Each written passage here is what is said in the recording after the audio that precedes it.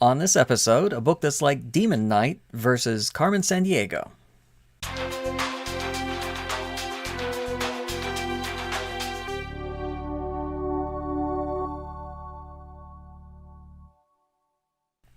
This episode of Blurb is brought to you by Graphic Entertainment. Experience the supernatural suspense thriller series Darkness Unbound, performed by Scream Queen Brink Stevens. That's at graphicentertainment.com/Darkness Unbound. Living in the heart of the South, JH Glaze spins tales that will grab you by the throat and not let you go until the last page. If you're a fan of horror, thrillers, action, and like the occasional dash of humor in the mix, Glaze is the author who should be on your reading shortlist. His stories are packed with punch and wit, and when you meet him at a horror, sci-fi, or fantasy convention, he will dare you to pick one up, read a few paragraphs, and try to stop reading if you can. With multiple titles under his belt, Glaze has established a solid reputation as a writer. When his characters aren't screaming, their cool and natural dialogue will draw you into their world and set you up for some of the most unique plot twists you've ever encountered. Step into the vortex of the writings of J.H. Glaze. When you reach the final page of each of his stories, you'll find yourself shaking your fist at the sky, screaming what most everyone who reads him does: "I want more!" Glaze draws inspiration for his tales from the adventurous life he has lived and the unusual people he's met along the way. He was born and raised in Niles, Ohio, but currently lives in Atlanta with his wife, Susan, 2 dogs, and a parrot who bites him whenever it gets the chance. I'd like to welcome author J.H. Glaze to the Blurb. Hey, Glenn, it's good to see you. Thanks for having me on the show tonight. All right, great. It's awesome to have you. We always start out the show with the author reading their blurb. So let's do that, and we'll take it from there. Okay, let's blurb. At the stroke of midnight on his 18th birthday, Jacob Rune undergoes a painful transformation that brings forth the appearance of strange markings on his body and a dog claiming knowledge of the change. A college professor of ancient languages and Jake's concerned girlfriend join the duo to strike out in search of 5 scrolls that will enable them to close the portal to a dimension that was breached thousands of years earlier. In this ritual, the demons of this world will be compelled to return to the hell from whence they came. At every turn, relentless hordes are hunting them, determined to tear the skin from Jake's back. These bloodthirsty demons are under the control of Seraphine, a young woman who is possessed by the most powerful of the ancient ones. It is a heart-pounding race against time to find the scrolls and complete their mission, while the fate of all humanity hangs in the balance. You've been blurbed. I've been blurbed. Well, cool. So let's take a moment to talk about the title. So did the title come first on this one, or did you have a working title and then you narrowed it down to this, or how did that go? Well, just about every book or story that I've written starts with the title. And the titles usually come to me, and the story is instantly thereafter. So in this case, Rune was the title that I came up with, and actually I believe Rune came up in the shower, as so many of my good ideas do. And shortly after the title came into my head, various elements of it started to come out. For example, one of the things about Jacob Rune is that he has like tattoo-looking markings on his back that are ancient runes, and that idea came to me right after the title. So then various other elements right away after that, like to have a talking dog in the story, and what would that talking dog, why would it talk, and how could it talk, and those kinds of things just all came to me all at once. And so the coolest thing about when I've been writing is that I usually know how the story starts and I know how it ends, and then I let the story tell itself. And one of the fortunate things for me is that I've never had writer's block. So anytime I sit down to write, it just comes out. I don't have to force it or look at a blank screen or anything like that. Cool. Well, I like the concept, and I also like the cover. I know I saw the cover at a convention and was really drawn to it. I know you do a lot with your own covers. Any story on how that came about? Well, the cover, when I was working on it, I wanted to have a guy who is not is right on the edge of being of adulthood, not necessarily a teenager, maybe have a little bit of beard growth or whatever. Um, and and the symbolism of the birds in the background, the crows flying, is that in the story, the young woman who is the enemy or the arch nemesis can control crows, and she uses crows as her messengers to follow and report. And so I wanted the crows in the background, and also wanted I have like rays of sunshine. If you see the cover, the rays of sunshine on the cover were to represent that his main weapon is light in a way. And he can create a wall of fire at will. Unfortunately, he doesn't learn that until the very last minute before he's about to be killed, but he does find out that he can create a wall of fire. Very cool. Very cool. I think it's a well laid out color. I like the fonts, all the symbolism you got in there, the choice of colors and everything. I think it's a nice looking cover. Now, what genre would you say this book is? It in Amazon is categorized as horror occult, and I guess that's because of the demon element. It's an adventure, it's action, it's horror, it's got quite a bit of humor in it. I kind of like to mash the genres a little bit, and and also young adult is one of the categories that it's in, because it was written as a young adult novel. In other words, the profanity in it is much less striking than it is in most of my books. Yeah, I think you're probably known for writing horror books mainly, right? Yeah, pretty much. I did stretch out, and when I first started writing, I discovered that I had fans who were reading predominantly paranormal romance, and so I joked with my wife one night, and I said, "Hey, all my fans are women right now, and it seems like they're all reading paranormal romance. Maybe I should write some kind of romance book." And she said, "Yeah, you should." And so I struggled with the concept of it for months, and then she kept asking me when I was going to write it. So finally one day I bit the bullet and I wrote the book. Turned out to be my highest rated book on Amazon, and was at one point optioned for a movie. Oh wow, that's awesome. That's awesome. So back to Rune. Now you released that as like individual episodes and then collected it into a complete edition. Is that right? Yeah, at the time I was writing Rune, I was listening to this writing podcast. It was two guys who wrote. They were co-writers of everything they did, and they would write their stuff episodic and release it in episodes. And it was really a trend at the time to do that. And I found that I could do that basically by creating concepts for each episode. And the book itself it contains 4 episodes. I call it the complete first season because of the 4 episodes within it. And the episodes are called Awareness, Nemesis, Endeavor, and Entombed.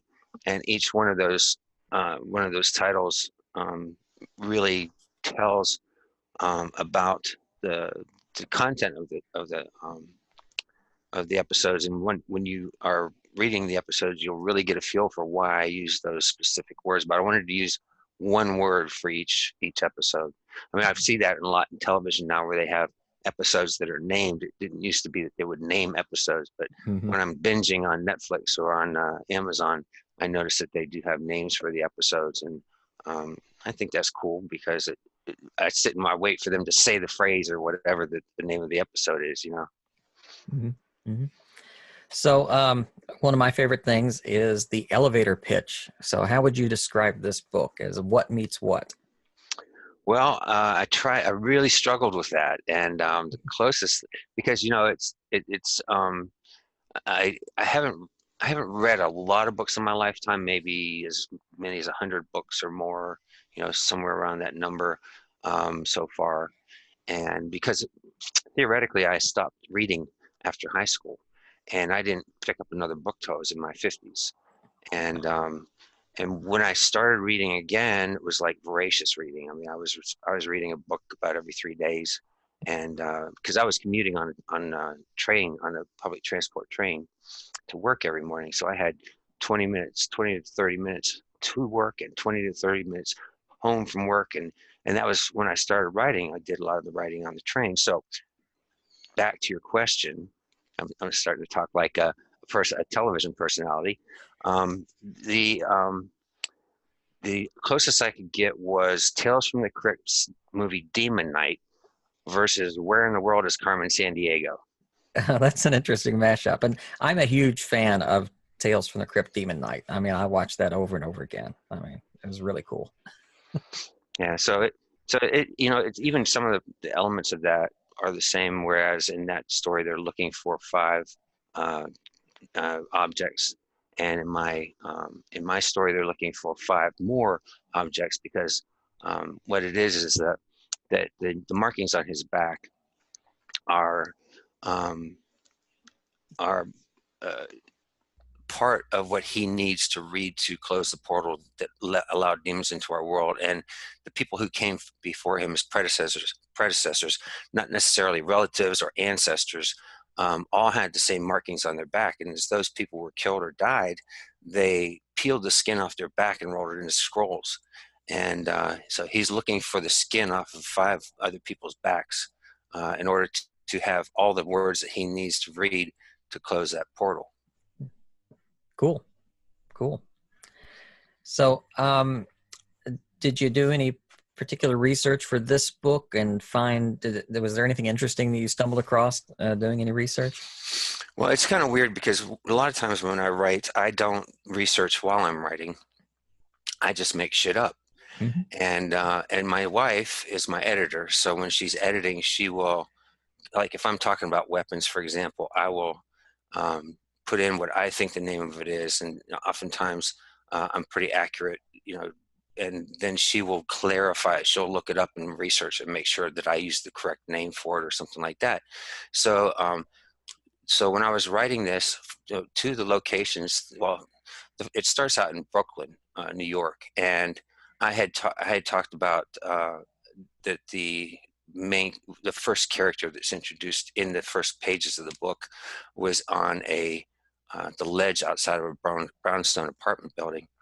So I had to go in there and find out how tall the brownstone apartment buildings normally are in Brooklyn, and then in the second part, they go to Stone Mountain, Georgia. Now I've been to Stone Mountain, Georgia, like I don't know how many times. Every time relatives would come in from out of town, we'd take them to the Stone Mountain, and that's where they have carved the Confederate soldiers into the face of the mountain, mounted on horseback. And it's one of the wonders of the world because it was some of the same people involved in Mount Rushmore that carved this giant rock. Wow. And so in writing that, I needed to know if there was enough space in the carving for a person to stand up in the nostril of one of the horses, which is where one of the scrolls is hidden. And fortunately for me, I wrote that in the book, and then I did the research afterwards, and it is big enough for a person to actually climb into. Cool. So cool. It's just things like that. And one of the other locations is the New Orleans, St. Louis Cemetery in New Orleans. And I had been to New Orleans for a convention one time, and I didn't really get to see the cemetery, but I had heard of it. And so basically, I went on the web, and I was able to do a virtual walking tour through that cemetery, which was kind of cool. So I was able to see, the layout and what basically was in the cemetery, what it contained. And everything else, I just made that shit up. Oh yeah. Yeah. I mean, that's what it's about. You're making shit up, right? That's right. But it's pretty amazing that there's so much out there. I mean, the internet lets us search everything, but to be able to find a little detail, like if the nostril was big enough, or amazing that there's a 3D walkthrough of that cemetery. I mean, that's pretty cool.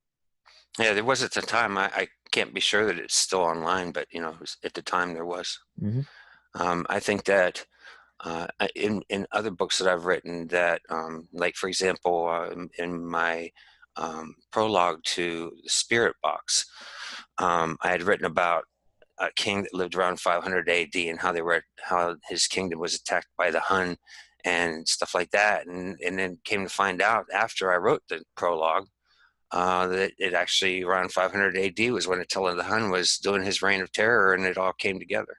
Wow. Cool. Cool. So So, if you want to talk about, if you want to talk to somebody who writes about the occult, having like supernatural capabilities, sometimes I freak myself out.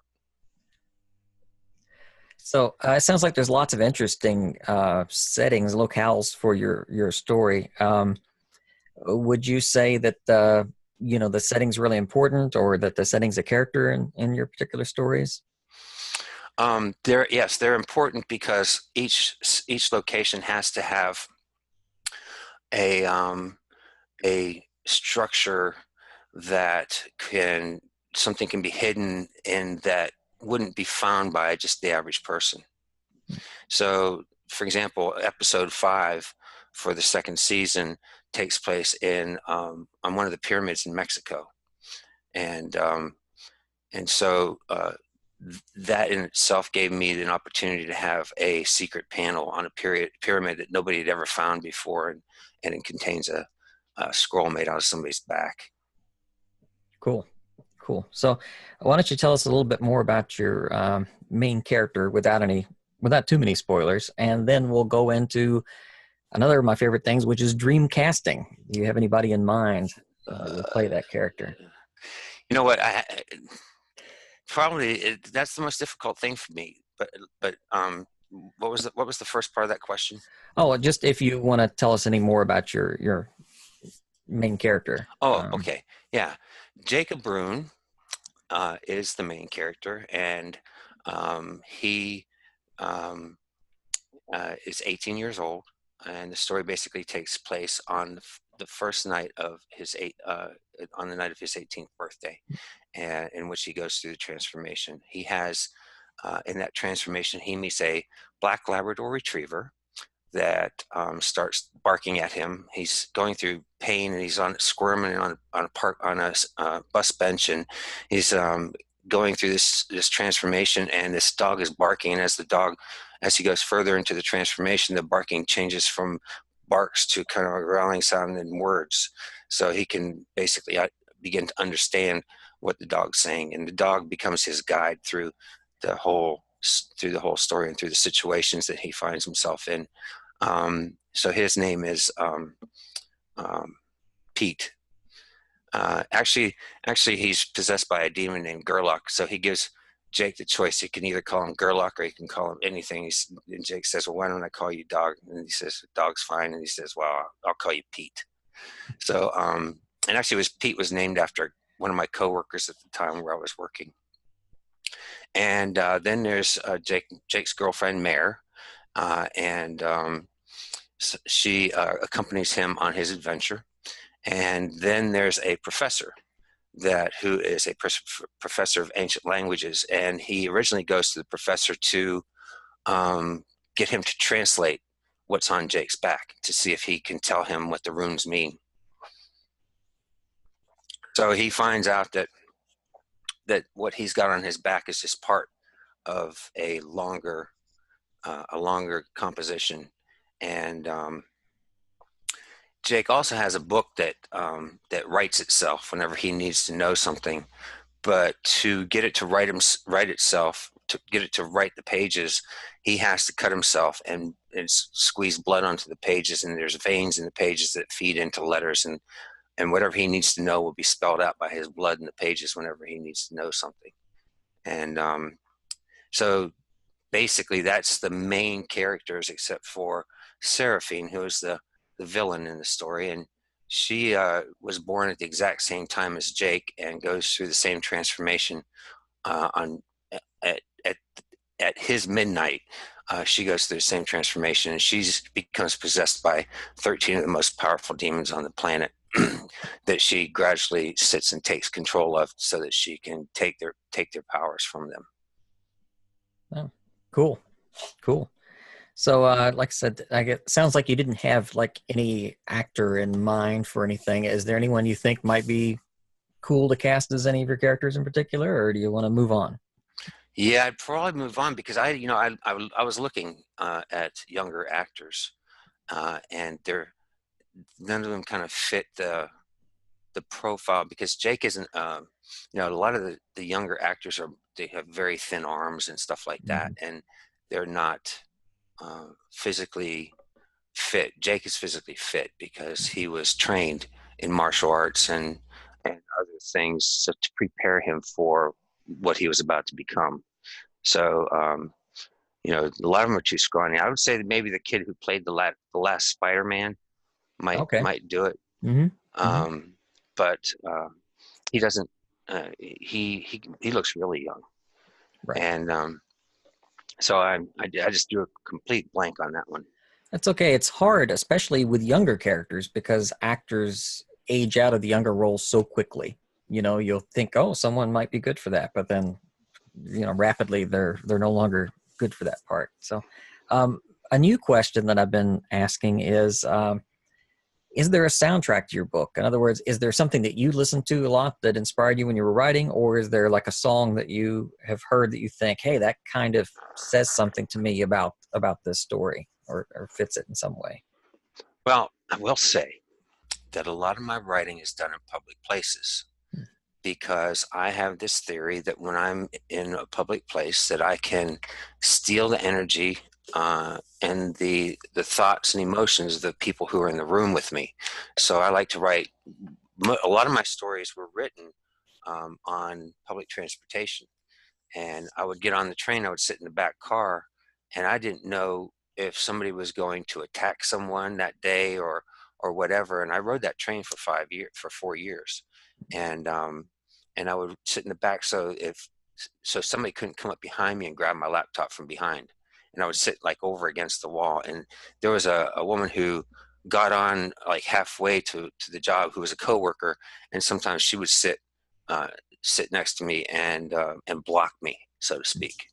But I really gain a lot of energy. I've done a lot of writing in coffee shops because you know, in a coffee shop it's high energy. Everybody's stoked on caffeine and they're all talking, and I can pull, you know, I can listen to their conversations, and it helps me to develop my conversations between my characters and those things. And so it's it's sometimes there's background music, but most often it's just noise, and I really write well in noise. Now, as far as a soundtrack is concerned, there's a guy named Atticus Ross, and I don't know if you've seen his name as the composer of the soundtracks, but he works a lot with Trent Reznor of Nine Inch Nails on a lot of soundtracks for various movies. I mean, he's done a lot of movies solo and with Reznor, and I would and it's an electronic, really atmospheric electronic, and really driving beats and that kind of stuff. And I think that would be perfect for my story, because this story is really loaded with action. I mean, it's action packed. So, fans of what other series or author do you think would enjoy your book, Rune? I would say that fans of high action, horror fantasy would enjoy this series. I can't. I've never read anything like it, so I can't compare it to anything. I mean, I remember when I was reading Brian Keene's book, The Rising, and you know, people were traveling and experiencing all these different things. It was a zombie apocalypse story, but they were traveling during the story, and I just felt that that I wanted to write something that had that kind of movement, you know, where it doesn't stay in the same town, it doesn't stay in the same state, but it moves from place to place, and the story that is told through the going from place to place. I mean, all the action happens um, on travel, and then when they get to the place, then they have a goal, and sometimes they are able to accomplish that goal with great difficulty, but sometimes they are attacked during that process. So I can't really think of anything that I've read that is similar in that regard. Now, I listened to Brian Keene's The Rising as an audiobook, and your book's available as an audiobook as well, right? Yes, this book is available as an audiobook. I have two audiobooks, this one and Monday Survival Guide. it was weird because I wasn't really trying to do audiobooks, and I was contacted by an audiobook producer who had who had read some really big name titles. I think he had, um, if I'm not mistaken, I think he did one for Hillary Clinton, but I'm not sure. But he's done some really big names, and he contacted me. He said, "Hey, I'd like, is this book available audiobook yet?" And I said, "No." He says, "Well, I want to do it." And I said, "Okay." So he did it, and it turned out really good. It's really well read. He, the thing about the production, though, this is Audible, and in the production of Audible, they don't use sound effects and things like that. Whereas, I've heard some audiobooks where they actually have sound effects and a little bit of music and stuff like that, during the reading, which I think is really cool. But I can't even imagine what that takes to pull that off, So I didn't expect anything fancy, but he did a really good job in the reading process. Cool. So,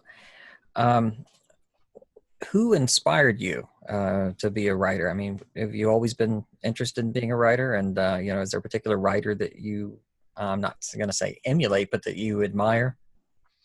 Well, as far as being inspired, I started writing when I was in high school. I worked on the high school newspaper as a feature article writer.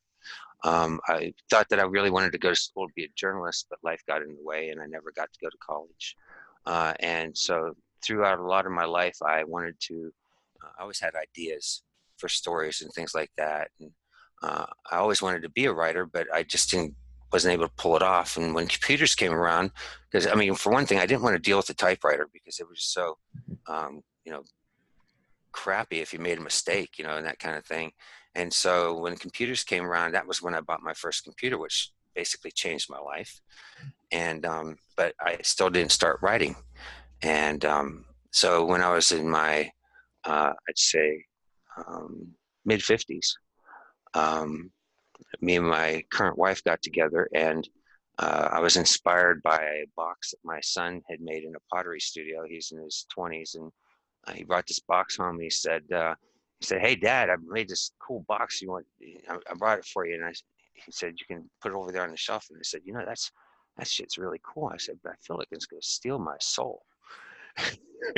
And so that was the inspiration for the first book. But as far as other writers are concerned, some of my favorites were, of course, Brian Keene and a guy named Jeffrey Thomas. Jeffrey Thomas writes sci-fi, weird, horror, and what really hooked me on his stories was he has created an entire world called Punktown. And Punktown is basically the setting for a lot of his books, almost like Stephen King writing his books located in Maine. And he wrote, the first one I read by him was called, I can't remember the name of it. One of his books is called Blue Town, and let's see, it was basically the first book I read was about artificial meat.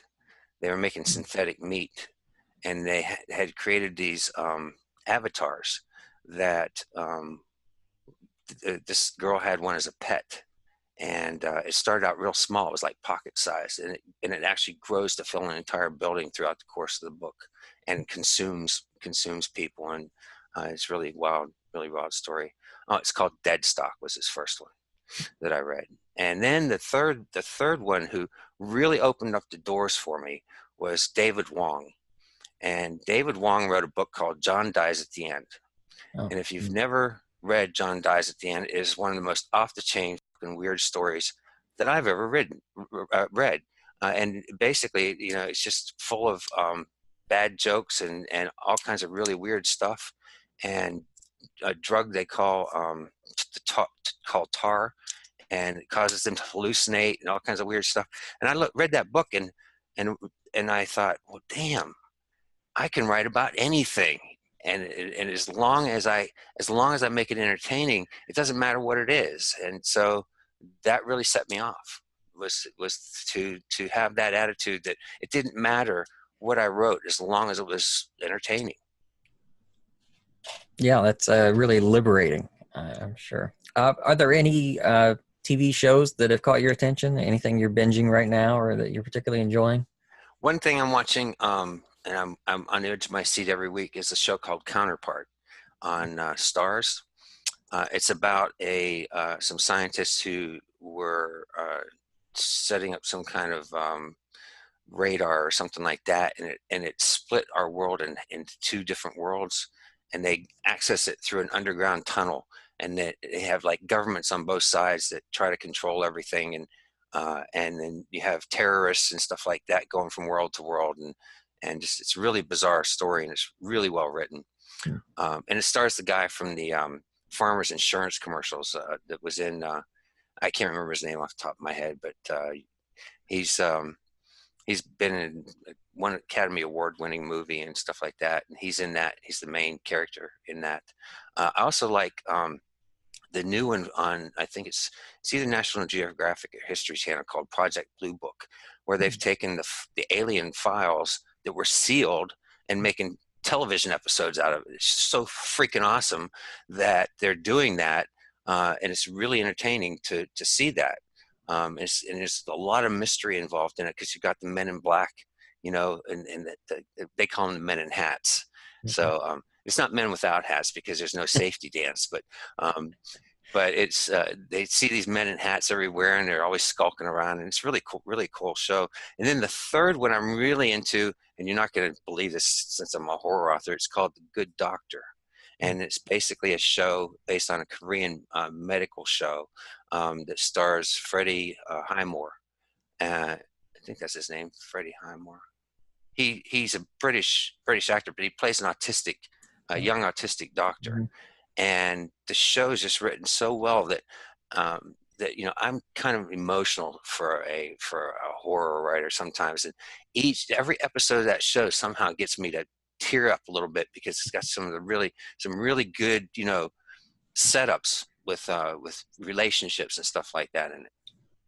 But that's the top three at the moment. I've already finished a lot of the good ones, and there's a new including that the interactive show on Netflix. I can't remember what it's called. Was that like Bandersnatch? Bandersnatch? Yeah. Mm-hmm.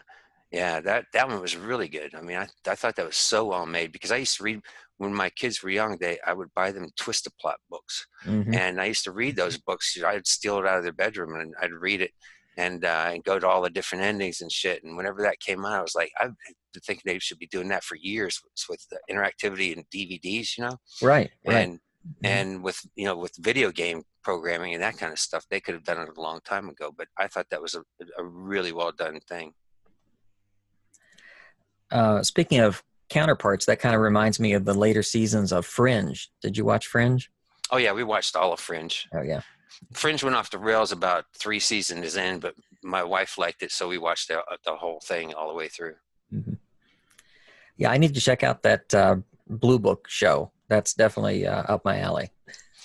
Yeah, I'm all up into aliens. I don't know why. I collect alien movies and books, and I've got one book by this woman who was really popular in the alien subculture, alien abduction subculture, who interviewed. Her book is based on interviews with abductees, and she was a doctor, a PhD, and ultimately she mysteriously died of cancer after several years of speaking and writing and stuff like that, and she mysteriously died of cancer. In other words, it wasn't like something that she suffered with for a long time. It was really fast. Speaking of strange and unusual things, do you have any strange or unusual hobbies?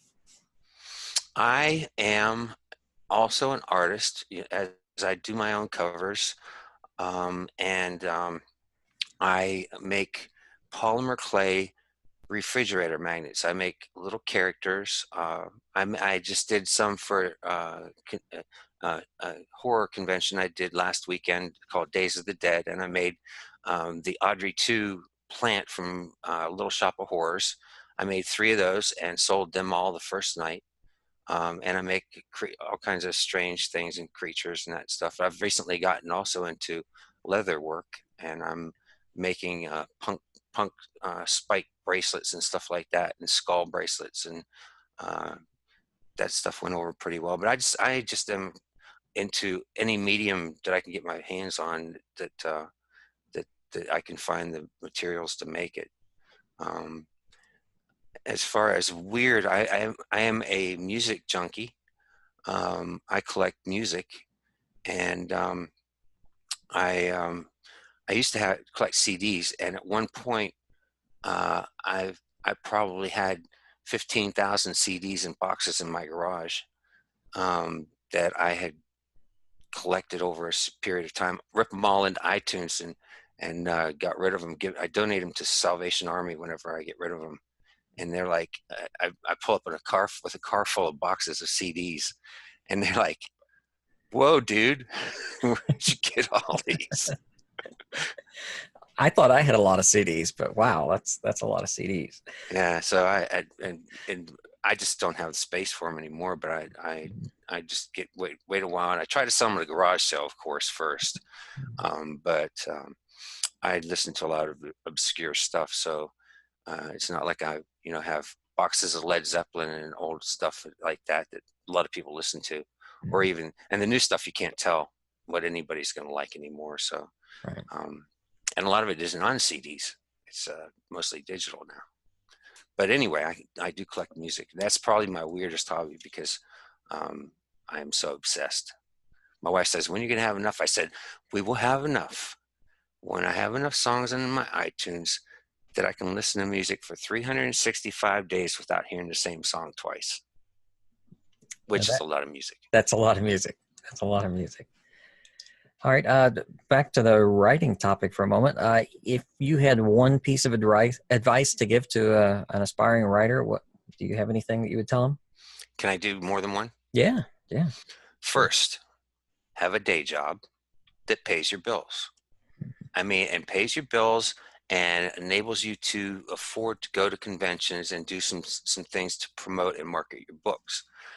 Because if you don't, then you can set up your followings on Facebook and Twitter and things like that, but it will never match what you can do by getting out there and meeting people, because meeting people builds the relationships that are required to really become a known author that has staying power. I mean, Edgar Allan Poe did readings in private sessions in people's homes to get where he was in his time, and that's how he paid his bills, basically.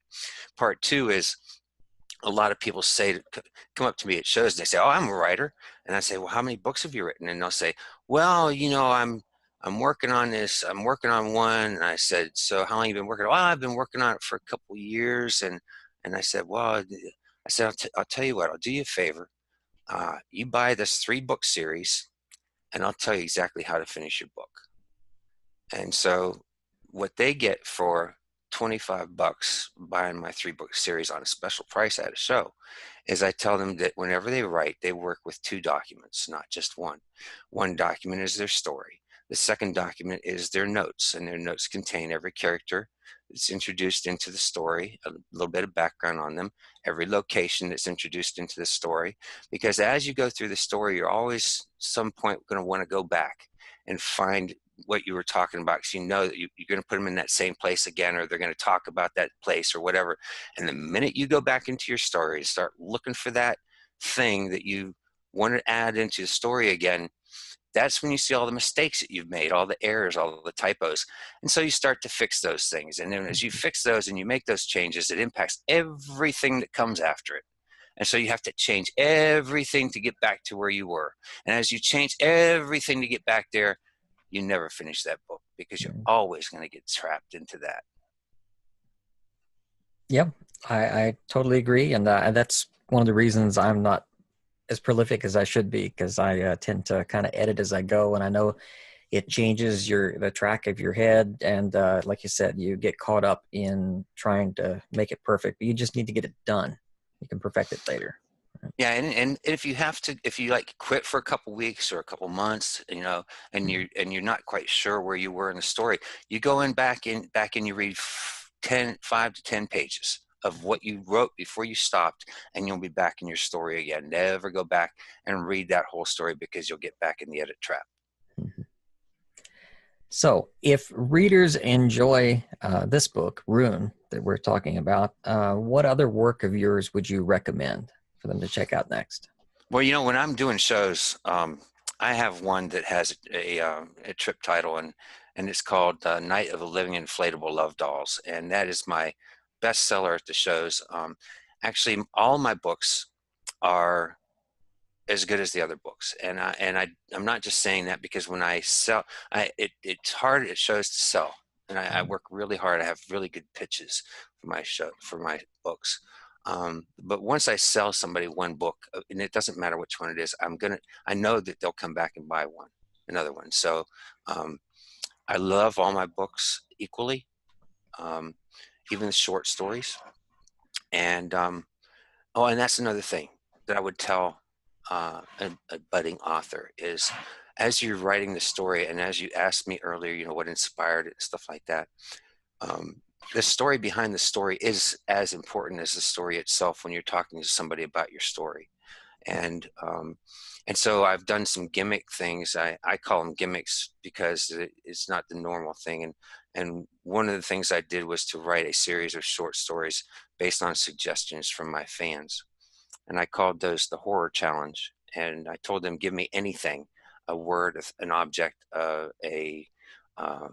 a topic, you know, not a sentence of a topic, but just a topic. So like one of the things is voodoo, you know, and I'll write a story about anything you tell me. And then I took those stories, I put the person's name at the beginning of it and object or whatever they told me to write about. In some cases, combined two or more to fill out the story. And then I published. And so now every one of those people who suggested a story is part of that book forever.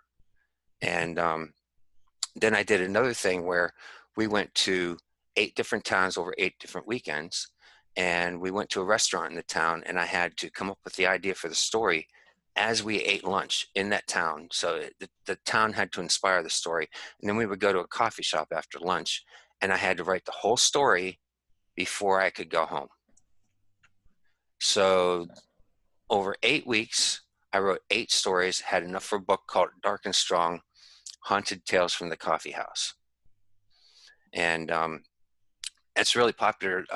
When I explained that, we took photos in every place we went and built a compilation image of photos, like a mosaic of photos. And then I put a couple paragraphs of what inspired the stories in the town at the end. And when I show that and tell that story at the shows, I almost every time sell a copy of that book based on the stories about the stories. Right. Yeah, and that's a really good idea, and I'm glad you shared that because, like you said, a lot of this is meeting the fans. A lot of this is, you know, how can you pitch it without it being so much of a commercial or whatever? But you're making it interactive, letting them see a little behind the scenes. One of the reasons I started this show is to let readers see behind the scenes. You know, you don't normally get to hear how a book was inspired, or, you know, the what ifs of, you know, what maybe changed along the way, the title changed, or maybe the main character changed or something, you know. So this is a way for them to hear it directly from the author, you know, what went into creating a book. I think it's, you know, pretty interesting. At least I think so. Right. Yeah, I love meeting the people when I'm out, especially if they've already read something. And what I like to do is that I'll get them on the first night of the convention. I'll say, hey, just buy this one, read the prologue, and then and I'll sell you this for $10. You come back tomorrow, I'll give you I'll give you the other 2 for 15. You still get your 3-book deal, but you don't know me, you know, you don't know if I'm any good or not. Open it to the middle, read any page, and I'll do that kind of thing. But you have to be confident. You have to have a lot of confidence in what you've done and the product that you've put out before you can confidently do that and actually then capitalize on that page or a couple of pages. If they smile or if they read more than one page, more than just one page, I know I have them. If I can get that reaction out of them, and I'll pay real close attention, stay completely quiet while they're reading that one page, and then start talking again immediately afterwards. But I look for that signal from them that they are into it. And when they're into it, not walking away. Cool. Cool. So back to Rune. How many seasons were there? Is the series completed at this point, or? Oh no, I episode 5 is partially finished. Episode 5 takes place in Mexico, and we've been interrupted by life a couple times over the last couple years with sick relatives and stuff like that, and a couple of deaths in the family and pets, um, and my wife is my editor. So I could go get another editor, but she knows me so well that before she would ever change anything in the story, she discusses it with me first and lets me explain why I believe it needs to be there. And sometimes she can convince me otherwise, but I usually win. And so that's held me up a little bit. So I've got so many things in the works. I have even a sequel to that book, Dark and Strong, from a trip that I took. I was sent to India by the company I was working for a month, and while I was there, I saw so many strange things that every time I walked 100 miles in India, and if you look at my YouTube page, you'll see India 2016, and it's all the photos and video that I shot while I was walking that 100 miles in India. Every day I would walk for 5 to 8 miles, and every day I would get back to the hotel and I would have an idea for a story and I would write it down and email it to myself so that I had it when I got home. And so I have enough for another book of that called Dark and Strong, Tales from Darkest India. Cool. And actually I hit on some of the stuff that I wrote was actually part of some of the religion in India that I didn't even know. Because I was telling a guy in an Indian restaurant about one of the stories, and he told me that was exactly like one of their gods in India, that was the god of death. So it was pretty weird. Yeah. Once again, like I said, that kind of horror author being in tune with things, where you dream something up and there's really something to it. Right. So, anything else in the works? I know you just got back from a convention. You got some other shows coming up, or? I will be at the Atlanta Comic Con in the summer.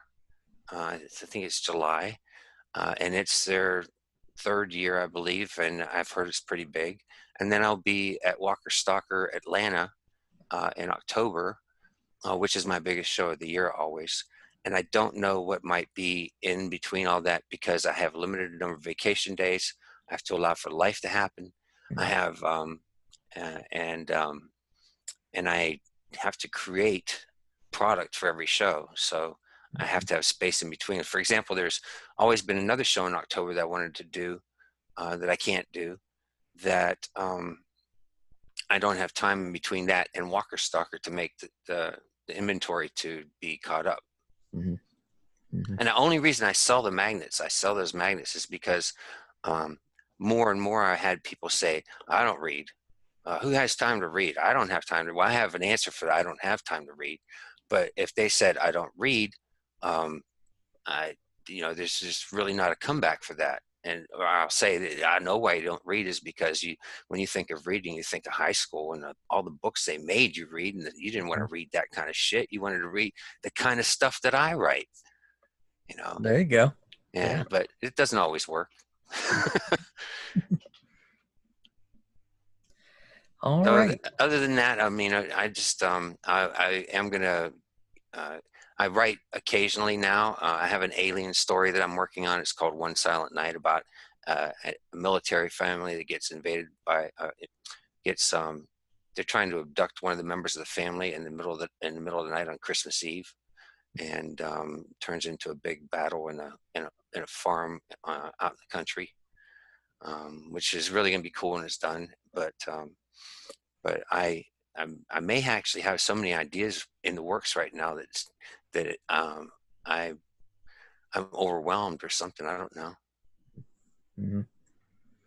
So your books are available online in ebook. They're available in print from you at shows, and you've got a couple on audiobook. What's your web address? The best way for people to find you? Well, I have a website. It's jhglaze.com, but my wife built it about 3 or 4 years ago, and she built it in WordPress. Hmm. And I had to move my site because I was paying for a corporate hosting where I could have unlimited websites, and it was costing me like $300 a year. So I was cutting back on expenses, so I went to another hosting provider, and when I moved the site, it killed the site, so I can't get into it. Now I have the option of rebuilding it, but damn, who has the time for that? Right. You know, I mean, I'm really impressed that you have a really cool blurb background and everything for your show, where and you're doing something like this. But man, I feel the older you get, the less time you actually have in your life. Right. It seems like. Yeah, definitely. I and a lot of people were like, "When are you ever going to do your show?" Because I talked about it for a long time, but I spent months getting it ready. You know, getting the social media ready, designing the logo, buying the equipment, deciding what the questions were going to be, building the websites. I mean, I put like 9 months worth of work into this. You know, whenever I had some spare time before I launched it. So yeah, it takes a lot of time to Right. if you want to do it right. You've got to put a lot of time into it. Yeah, I don't know how old you are, Glenn, but I'm assuming that right around the age that you are right now is when I really started getting into doing a lot of stuff. Like I built a website here in Atlanta for all the business events in the city of Atlanta that became the number one go-to website to find out anything, any business chamber of commerce meeting or anything that was going on in Atlanta, where everybody knew me. And I had free memberships to everything. And but it took so much time, and I just everybody will reach a point who puts a lot of effort into something where they just look at it and say, my God, this has been my whole life. I need to do something for me. I just need to focus on me for a while and really get my shit together, um, and and eventually anybody who puts a lot of effort into something, unless they become a billionaire from it, maybe even then they'll walk away from it. Hmm. Yeah. But As a creative person, you probably have the same problem I have, which is there are so many ideas, so many things. It's hard to focus. I have so many domain names, so many websites, so many projects and stories I want to write and things. You know, it's really hard to focus on something and get something done and really try to make something of it. Um, that's just one of the challenges. You know, there's always the shiny new thing that's going to draw your attention. You know, you right, need and to. it will distract you to the point where you'll give up on something else to chase that thing. Mhm. But I honestly believe that if you, I mean, just like people like Brian Keene, who continue to write, and who actually makes a living from it. One of the few authors that I know that actually makes a living from their writing. That I know personally, that is. Mhm. That if you focus on that, if you can keep the focus and not chase those other things, ultimately, I believe that almost every time it'll turn into something big. But it's just that you're waiting for that big moment, you're waiting for that big break, and it doesn't come, and there's this other idea that you have that sounds so cool, and you just want to do it so bad, and then and you start doing it, and all of a sudden you don't have time for that other thing anymore. And let me give you an example. Back in the 1990s, when I first got into computers, I was doing computer animation, and I started writing a digital magazine about computer animation, and I had subscribers in 5 countries, and published using software translation in 5 different languages, and that thing could have really turned into something, but because it got more difficult because the files got bigger, and I used to publish on floppy disks. I walked away from it, and then ultimately, after I walked away from it, about 2 years later, all of a sudden, a whole bunch of magazines were coming out that had discs in them for computer graphics and stuff like Mhm. that, how to and stuff. and those kinds of things, and software samples and all kinds of stuff. And I was the first one who ever did that. Wow. But I walked away and just took a full-time job and settled for that. Mm-hmm. I remember getting some of those, not early enough that they had the floppy disks in them, but I remember subscribing to some of the things that would have a CD-ROM that had the, the like screensavers and sample software demos and stuff like that. And I remember that. Yeah. So, I mean, if I had stayed with it, who knows what could have happened. Mm-hmm. But and there's so many times that you'll in your life, if you're involved in creative things like that you will reach a pinnacle where you'll say, I have to either give it all and really push it, or I have to walk away from it. And there's been too many times I walked away. Yeah, I understand. And this is a weird analogy, but here's a first-person shooter game analogy. And for someone I play lots, I like Call of Duty or something. And, it seems like you'll sit there and watch and wait for someone to walk across so you can snipe them, and you wait and nothing happens. You're like, I'm wasting my time here. As soon as you turn to leave, someone comes around the corner and shoots you because you gave up just a moment too soon. It seems like it's always just a moment too soon. Right. I know exactly what you're saying. I used to say it was the devil. The devil was tempting me out of a good thing and trying to cheat me out of success. But of course, that was just my own bullshit.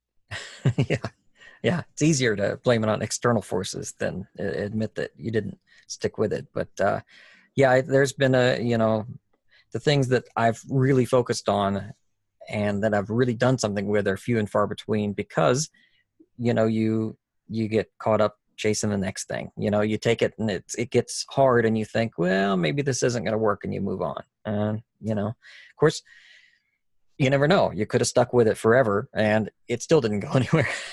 So it's hard to make that choice. That's right. That's why a guy named Seth Godin wrote a book called The Dip.